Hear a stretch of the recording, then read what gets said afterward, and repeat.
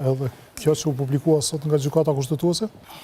Me të drejtën, to që kom pasur që publikua dhe mjetët e informimit, është vetëm një konstatim që nuk është zgjedhur Kryesia e Kuvendit, ndërka që të pika tjera të dispozitivit të publikuara që thojnë se urdhërohen deputetët e Kuvendit Kosovës të votojnë, nuk më mërmendja që kanë me ofru ndonjë zgjidhje, sepse deputet mund të votojnë pro, kundër, të abstenojnë, janë procedura ligjore. Pra sot po thoni vetëm është demantuar zoti Kurti, zoti Basha dhe zonja Osmani, të cilët kanë thënë në një mënyrë ose tjetër se kemi kuvend të konstituar. Tash, aja që është qartësu shumë qartë që presidenti, kryeministri dhe kryeparlamentari nuk kanë tregu drejt, nuk e kanë tregu të vërtetën kur kanë deklaru publikisht se janë zgjedhur në institucionet e Kuvendit dhe në fakt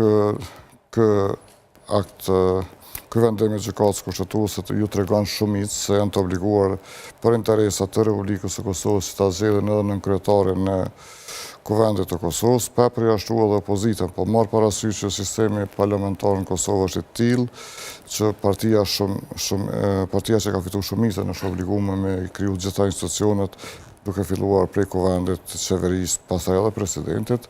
Bara përgjegjësisë për krijimin e institucioneve bjen koalicionit të vetëvendosjes me listën Goza dhe Alternativën. Por ata duhet të sigurojnë ngjarjet e një voti. Duhet të sigurojnë ngjarjet e një vota, mirë, po edhe në këtë pikë ata do të kërkojnë votat e opozitës, ashtu siç i kanë kërkuar për zgjedhjen e kryeparlamentarit Dymal Basha.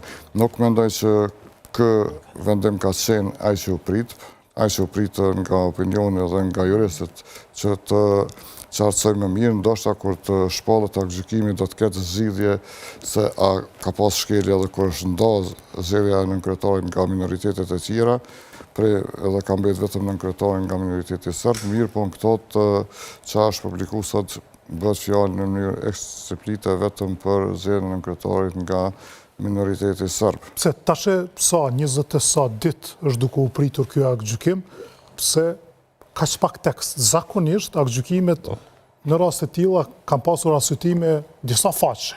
Tash në kohën kur kërkohet s'ka dalë aktgjykimi, është njoftimi. Po them dispozitivi, njoftimi ka qenë disa faqesh. Ne kemi pasur edhe njoftime të kanë shkuar edhe deri rreth 15 faqe. Tash kur kërkohet qartësia më e madhe, ne kemi vetëm një përmbledhje të shkurtë që më shumë shtron pyetje se sa e përgjigje. Na kemi këtu këtë rast më tepër janë pikat e dispozitivit të aktgjykimit, mirë, po të shohim se cilat pika do të sqarohen dhe si do të zbatohet ky vendim ipen në udhëzimet në arsyetim. Mirë, po në këtë formë ne mund të presim prap bojkot nga partitë e koalicionit me vetëvendosjen krye. Çfarë bojkoti në këtë rast? Që mund të presim që prap kanë me vepruar me të njëjtën çështje, me të njëjtin avaz, që nuk e votojmë kandidatin si votojmë kandidat e listës serbe, mirë, po ata janë zgjedhur në mënyrë legale dhe ata e kanë shumicën dhe në bazë rregullore që vetë kanë aprovu, partia që ka fituar shumicën prej serbëve ka drejt me propozu nënkryetarin. Dhe në anën tjetër nuk është demokratike që shumica që ja propozoi nënkryetarin apo kryetarin pakic.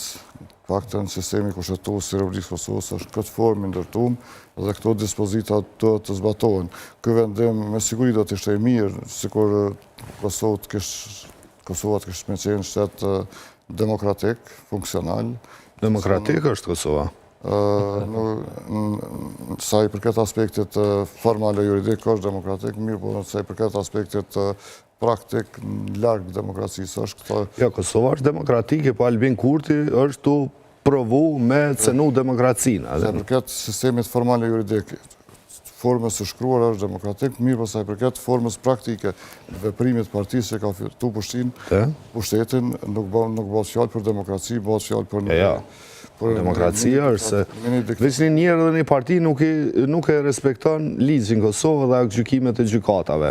Pajtona me të njerë. Ata kanë thënë se... Po kjo nuk e bën Kosovën jo demokratike, e bën një parti politike... Jo, Aspekti formal është pjesa e shkruar, aspekti praktik është ato që për thuti. Në aspektin praktik, Kosova nuk bën pjesë shtetit demokratike dhe kjo të regon edhe dhe ku ka isë në Bashkimin Evropian dhe në reformat që i ka premtuar drejtësi dhe institucionet tjera.